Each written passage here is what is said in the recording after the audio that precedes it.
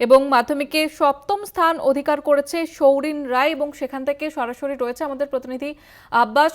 আব্বাস, তুমি যেখানে এই মুহূর্তে রয়েছো, সপ্তম স্থান অধিকার করেছে সৌরিন, এবং তার কি প্রতিক্রিয়া, তার বাড়ির লোকজন কি বলছে?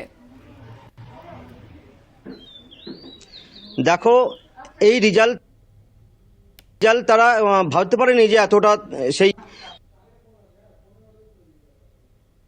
করেছিল, ভালো রেজাল্ট হবে এইটা ভেবেছিল।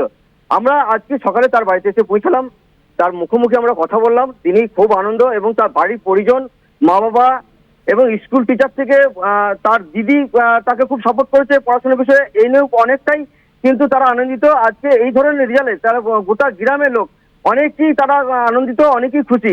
আমরা সরাসরি যাব একবারে আমাদের যে সপ্তম স্থান অধিকার করেছে পূর্ব বর্ধমান হাউস গ্রামে, কি বলছেন তিনি। খুবই ভালো লাগছে আজকে রেজাল্ট দেখে, কারণ ভালো পরীক্ষা হয়েছিল, কাজেই ফল ভালো হবে সেটা জানতাম, কিন্তু এতটা ভালো ফল আমি আশা করিনি। আমি দৈনিক প্রায় পড়াশোনার জন্য 10-11 ঘন্টা সময় দিতাম। পড়াশোনার পাশাপাশি গান, খেলা, ক্রিকেট খেলা মেনলি ভালো লাগতো, তবে পড়াশোনার চাপে ক্রিকেট খেলার টাইম খুব একটা বার করে উঠতে পারতাম না। আমার এই সাফল্যের পেছনে যদি কারোর অবদান থেকে থাকে তাহলে আমার বাড়ির প্রত্যেক সদস্য এবং তার পাশাপাশি স্কুলের প্রত্যেক টিচার এবং আমার প্রত্যেক প্রাইভেট টিউটর যেভাবে আমাকে সাহায্য করেছেন সেটা সত্যিই আর বলার অপেক্ষা। তাদের অবদান এবং ক্রিকেট খেলতে ভালো লাগতো।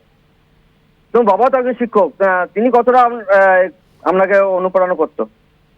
অবশ্যই বাবা সমানই আমাকে অনুপ্রাণিত করে গেছেন ভালো রেজাল্ট করার জন্য, কিন্তু কখনোই সে অর্থে চাপ দেননি। আমি নিজের ইচ্ছা মতোই পড়াশোনা চালিয়ে যেতে পেরেছিলাম। সেই স্বাধীনতাটাই হয়তো আমাকে এই ফলাফল দিতে পেরেছে। এই যে রেজাল্ট, এরপরে কি ইচ্ছা আছে আমার বাবার কাছে? বাবা কি বলছেন? খুবই ভালো লাগে, আমি ভাগ্যবান যে আজকের দিনে ছেলে এরকম একটা রেজাল্ট করতে পেরেছে। আমাদের যে স্কুল অমরাগড় হাই স্কুল, এই স্কুলে একেবারে বোঝা যাচ্ছে পরিবারের লোকজন খুবই খুশি। ধন্যবাদ জানাবো আব্বাস তোমাকে।